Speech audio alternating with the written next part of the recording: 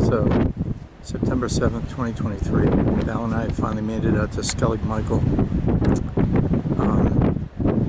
That's Little Skellig with the second largest gannet habitation in the world. There's like 25,000 gannets that live out there. And this is what it looks like from where we are. That's the main coast of Ireland. We're about 7 miles offshore of Skellig Michael, which is, Skellig is ancient Irish for sharp. So we're recording here. That's Little Skellig. It's September, what's the date? 7th, I think, or 8th? 7th. Yeah? Yeah, it's the 7th. You good? Yeah. Here we go. This is the captain of our vessel. Got us out to Skellig Michael. Hopefully we'll get us home alive. If not, my insurance is paid in full. Hey. Are you doing a video? Yeah. So this is Val. We're just heading up Skellig Michael. And this is, what is that thing called? I don't know. This is how high up we are already. And we've only just started. You can see the moon is up there. I can't see in the viewfinder. But you can see how high it is, and this isn't even anywhere near the summit. You can't see the summit. See, there's some folks way up there. Al? Yes. You gonna turn the light on? Yeah. So this Pretty is tight. Yeah. This is one of the beehive huts. And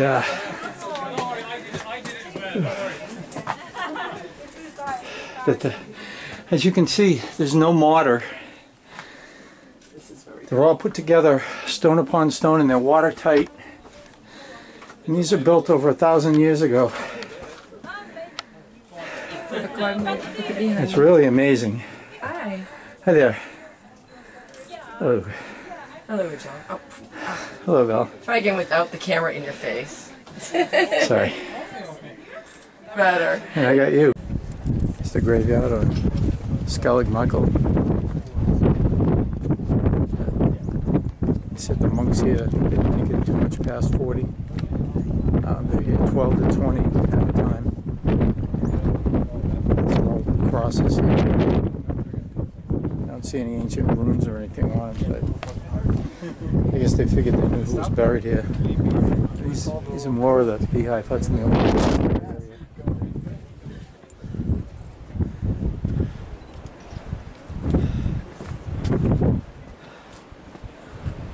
Oh, I can see our house from here. There's an old burial. This is ancient runes on it. One of the guys just kicked us out of here, but got a good shot of it. He doesn't like people that much, but you can see him just inside the door there. The small cells then, these are where they slept. These are little bedroom dormitory cells. Simple timber tray, narrow bed on each side and one at the back. And people, when they see the doors, often believe the monks were tiny. That isn't true. They made the door small to make it easier to close. If you had a big door, it'd be a lot colder inside, so they kept the doors nice and small. As well as I said, the ground is man-made, so as it gets wet it expands, and as it dries out it contracts. So the dry stone can actually move slowly over the centuries. And if you had a big hole in the wall wouldn't be sound enough, it would fall down. You can see this curbstone here many years ago start to fall down, and somebody just slotted a stone in there and saved the church from falling down. So the dry stone works really well, as opposed to this, which was a rectangular kind of a rigid structure built with mortar that was built on in the 12th century, and this cracked and fell down only after a couple of hundred years. So the new stuff didn't work out here because it's not built on firm ground, so it cracked and fell down. But this is new then? Like that's relatively new. This is nearly my age. This is only 900 years old. That's about 1400 years old roughly. But have they had to redo the mold? The 12th century. So that's what you're looking at this level here. There's a little chapel, it's closed off around the corner. It's a triangular shaped oratory. We don't allow you in there because it's very fragile, but behind it was their toilet, the very, very important cell. There's a small beehive about this big, and you go in the door and there's a stone on edge, and the chute directs all the material down the cliff to where the boats come in, down that way. And that kept the black water away from where they captured their rainwater. So under this gentleman here, there's a hole in the ground with 300 litres of fresh water in it, and there's another cistern under the steps there with 200 litres. So that was their drinking water. So they use that as a catchment area, like a watershed, and so it rains up there, they channel the water down into the cisterns. And we've only emptied it once this year, so please don't drink it, okay, because there could be a dead rabbit, or people throw coins in there, so you might get poisoned or something. But that's their fresh water, and it still runs perfectly fine today. And where is this? Just so this gentleman here, you can have a look at it later. My lovely assistant here, look. Look at this. There, look, there's a hole in the ground, there's 300 litres. Oh, okay.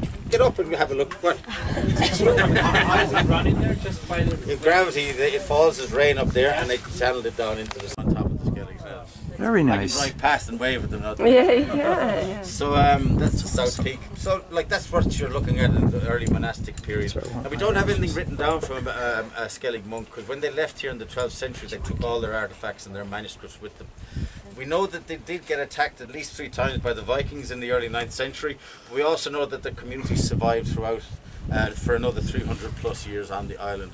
But in the 12th century they decided to leave. They were here for quite a long time. The church had evolved. Rome was putting pressure on the Irish church to kind of modernise, and so they finally left, and they went over there to, some of you came from Ballinskelligs today. Ballinskellig means the home or the town of the Skellig. Skellig means sharp rock in the sea, and they set up their friary on the beach there with the Augustinians. These are one of the first orders to come from Europe into Ireland, and for the next 400 years or so the monks became part of the Augustinian community living in Ballinskellig. But they were coming out here on certain days during the summer.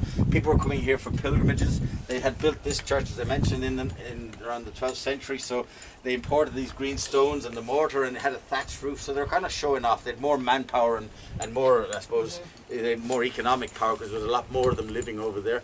And you join the monks in Ballinskellig certain days, and you'd pay a tribute to the abbot, and you'd get in a boat and you'd row with the monks, praying that you got here. Probably took about 7 hours to get out here. Praying, coming up the stairs.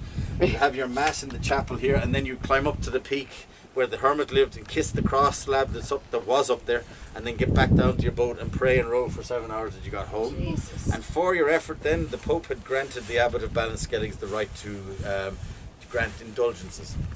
You got 100 days out of purgatory by coming to the Skelligs. You got to heaven 3 months quicker. You got a piece of parchment and you showed it to St. Peter on the gate. He let you in early. And St. Michael's Day is the 29th of September, so we'll expect them to be out here. I think they might be coming a little earlier this year. I think we've got a big group coming out, I think next Monday week. Not rowing, no. I think